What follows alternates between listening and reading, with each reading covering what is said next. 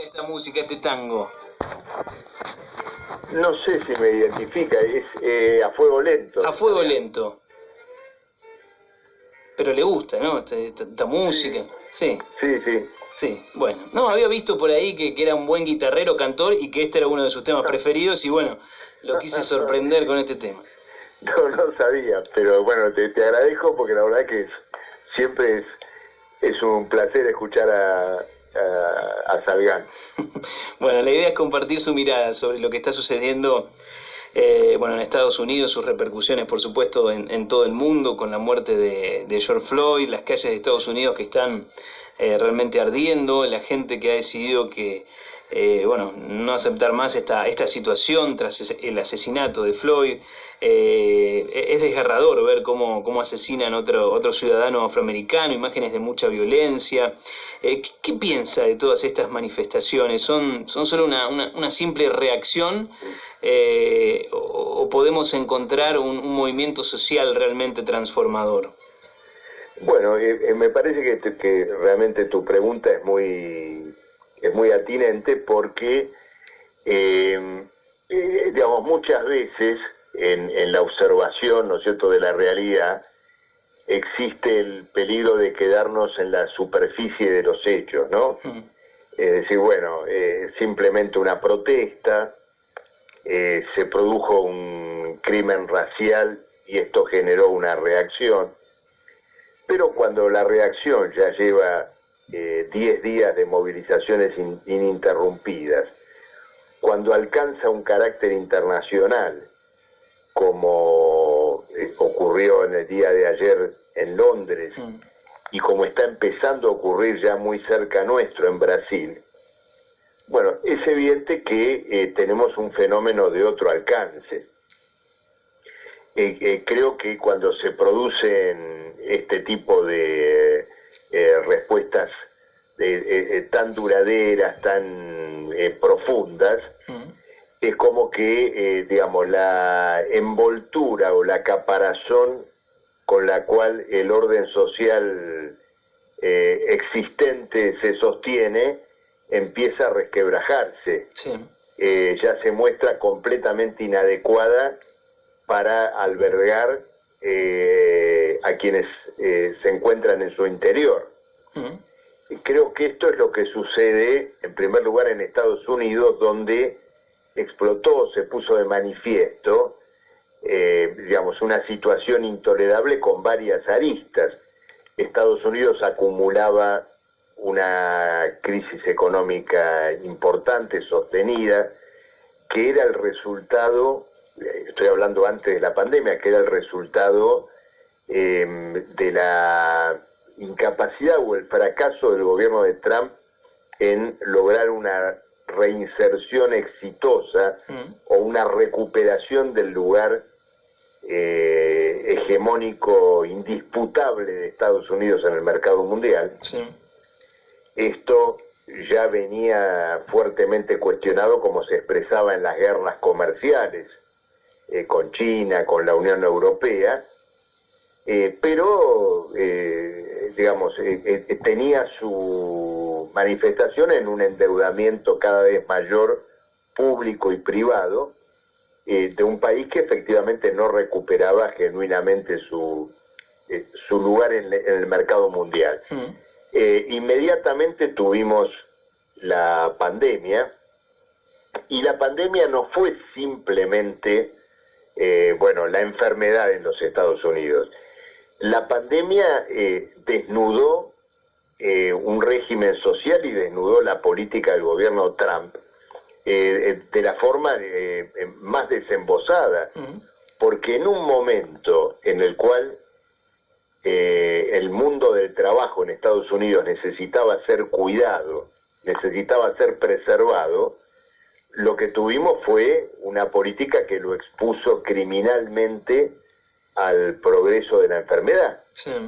con lo que tenemos hoy, ¿no es cierto?, con los millones de infectados, más de 100.000 muertos, en fin, una situación que todavía no se ha logrado controlar y que tiene que ver con una orientación que privilegió absolutamente el rescate de las grandes corporaciones capitalistas a la defensa de la vida de los trabajadores. Cuando esto al mismo tiempo se tiene que defender con medios violentos y represivos, bueno, llegamos al punto que tenemos hoy. Pero sin duda que en las calles de Estados Unidos no es que estalla simplemente el crimen racial, sino que salen a la luz todas estas contradicciones acumuladas. Sí. ¿Podemos encontrar entonces algún tipo de esperanza en todo esto? Bueno, por supuesto, yo comparto totalmente tu punto de vista, porque quiere decir que cuando tantas veces se dice ¿qué tenemos a la salida de este túnel? ¿Qué tenemos a la salida de esta pandemia? Bueno, a juzgar por lo que estamos viendo en varios países, bueno, tenemos una clase trabajadora, una juventud que no se resigna a ser el pato de la boda de esta crisis, que sale a las calles, que está cuestionando fuertemente el orden social existente y que está colocando también una cuestión de poder político, porque en Estados Unidos cada día es más claro que el movimiento que está en marcha cuestiona severamente al gobierno de Trump. Por algo las movilizaciones rodean a la Casa Blanca, por algo Washington se convierte en el centro de las movilizaciones. Y lo mismo ocurre en Londres. Entonces, hay un cuestionamiento a un orden social, a un régimen político, y mayor es el valor cuando uno piensa que estas acciones se concentran en aquellos gobiernos que manifestaron más despiadadamente esta tendencia a privilegiar el lucro del capital por encima de la vida humana. Por otro lado, bueno, leí un artículo suyo hace unos días atrás donde también se hacía mención a que esta rebelión podría ser funcional a Trump, ¿no? Porque permite de alguna manera polarizar más a la sociedad, y estamos viendo eso, ¿no? Estamos viendo una sociedad muy polarizada, una derecha feroz que se demuestra con su peor cara, ¿no? En este marco también, esto es también para prestarle atención. Sí, en realidad en ese artículo yo estoy más bien criticando a quienes sostienen este punto de vista. Sí. Es decir, de que la movilización podría terminar siendo funcional a Trump. Porque si sostenemos esto, entonces tendríamos que pedirle a todos los que se están movilizando que se vayan a sus casas. Lo interesante de Estados Unidos es que, existiendo esta polarización que vos mencionás, que es indudable, la derecha ha perdido totalmente la iniciativa incluso en las calles, porque no tenemos, digamos, movilizaciones de algún alcance que pretendan desafiar desde el lado de la defensa de Trump lo que está ocurriendo por el lado de quienes se movilizan. Estaba leyendo por ahí algo que me parece interesante compartirlo con usted. Me encontré con un análisis que me pareció interesante. Me encontré con un concepto que es el Corona Shock, que sugiere que mientras que los países, digamos, más capitalistas lo están pasando peor en esta pandemia, por otro lado, los países no tan capitalistas, socialistas o con otra forma y con otros gobiernos, parecen estar resistiendo mucho mejor. ¿Usted coincide con esta mirada?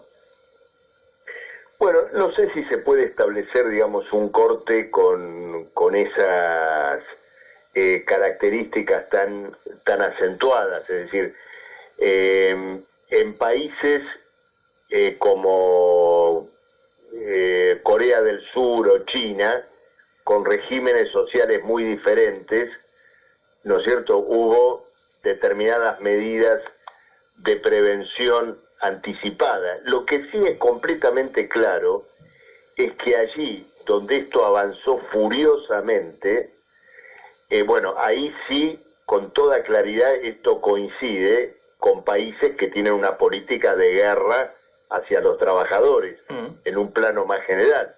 Pongamos 4 casos: Inglaterra, Estados Unidos, Brasil y Chile. ¿no es cierto? En los 4 casos se adoptó, digamos, la misma orientación, y esta orientación fue absolutamente desastrosa.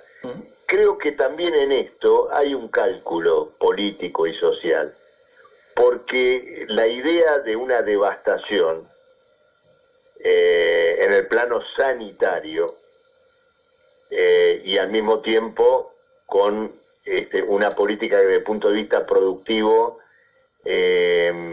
mantenga a las fábricas y a la acumulación de capital en marcha, bueno, obedece también al cálculo de que a la salida de esta crisis se conculquen derechos a los trabajadores.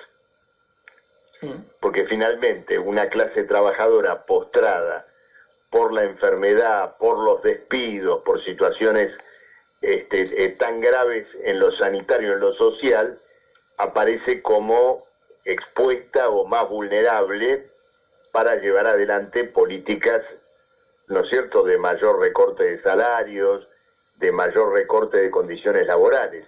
La reacción en Estados Unidos y en Inglaterra, en otros lugares, creo que también es una respuesta a esa pretensión.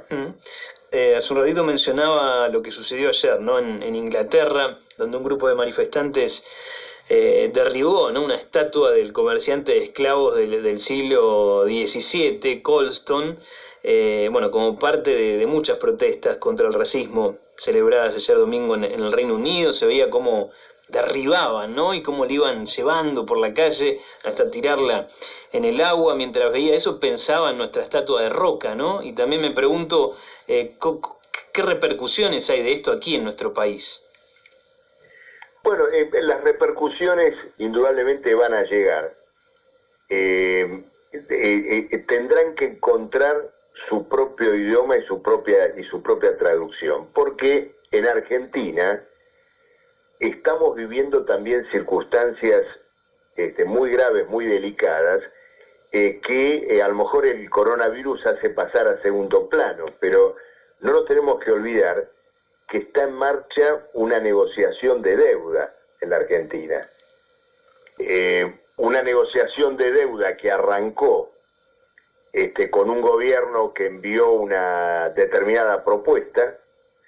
Esa propuesta fue tajantemente rechazada por los acreedores, y al principio escuchábamos frases como, bueno, esta es la oferta que hay, nosotros no vamos a pagar una deuda insostenible, no vamos a resignar a la Argentina para pagar esta deuda, pero a medida que pasan los días, y por lo que uno puede enterarse en relación a la negociación en marcha, cada vez la oferta argentina se acerca más a las pretensiones de los acreedores.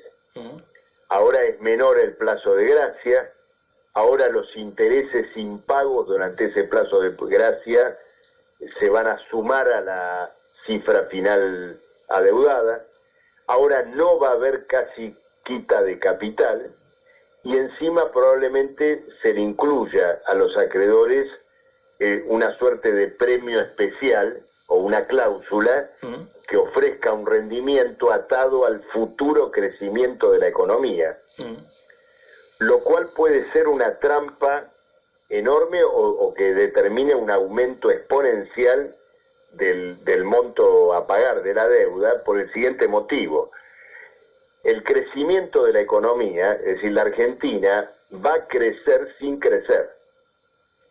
Significa lo siguiente: después de un colapso sanitario económico como el actual, donde durante meses actividades enteras estuvieron paradas, cuando el COVID-19 pase, va a haber una recuperación, llamémosle estadística, de la economía, dada por el simple hecho de que en muchísimos lugares van a volver a producir, y hoy no lo están haciendo. Ahora, eso va a dejar a la economía todavía en el subsuelo, pero desde el punto de vista de los datos estadísticos, desde el punto de vista de un incremento, de pronto aparece con que la Argentina creció un 10% después de haber caído un 20%. Claro. Y entonces, en el cómputo de la deuda, es decir, el premio atado al crecimiento del Producto Bruto, eso le va a rendir a los acreedores una suma muy importante. Es decir, un país todavía postrado, un país absolutamente exhausto, va a estar acumulando deuda de un modo gravísimo. Sí. Sin duda que esto exige como contrapartida un planteo económico que reúna los recursos para afrontar ese engrosamiento de la deuda. Entonces, si vamos a una reforma previsional todavía más gravosa que la actual, si vamos al recorte en educación, en salud y demás, bueno, indudablemente que estamos colocando a la Argentina en este escenario de conmoción internacional que estamos viendo en tantos lugares. Bueno, hablamos al principio de esta charla de si puede ser transformador lo que está sucediendo, bueno, pensando y apuntando a estas cuestiones en Estados Unidos y demás, pero viniendo aquí en relación a la economía, en relación a cambios que pueden haber, ¿pensás que puede haber también cambios transformadores en relación a la intervención estatal en algunas cuestiones y algunos planteos que ya se vienen escuchando? En este sentido, ¿podemos tener también algún tipo de esperanza? Mira, yo creo lo siguiente, acá tenemos que separar, digamos, lo que sucede por arriba y lo que sucede por abajo. Por arriba se ha dado un debate que tiene que ver con lo siguiente. La economía en los últimos meses entró en una suerte de semi-estatización forzada. Una estatización que en buena medida implicó un rescate para diferentes grupos capitalistas. Se instrumentaron, por ejemplo, estos ATP, donde el Estado le dio dinero a las empresas para pagar los sueldos. Bueno, muy bien, muchos trabajadores cobraron los sueldos gracias a esos ATP. Sí. También las empresas podrían haber traído dinero de sus reservas o de afuera para pagar los salarios. Ahora, naturalmente cuando esto ocurrió, alguien dijo, bueno, escúchame, si estamos poniendo los recursos para pagar los salarios, entonces el Estado tiene que regular otras cuestiones. Ahí se discutió que las empresas que recibían estos subsidios no podían repatriar utilidades al exterior, no podían recomprar sus propias acciones, es decir, no podían hacer diferentes maniobras especulativas que antes hacían, pero que ahora se suponía que no debían hacer porque las estaban haciendo con la plata del Estado. Claro.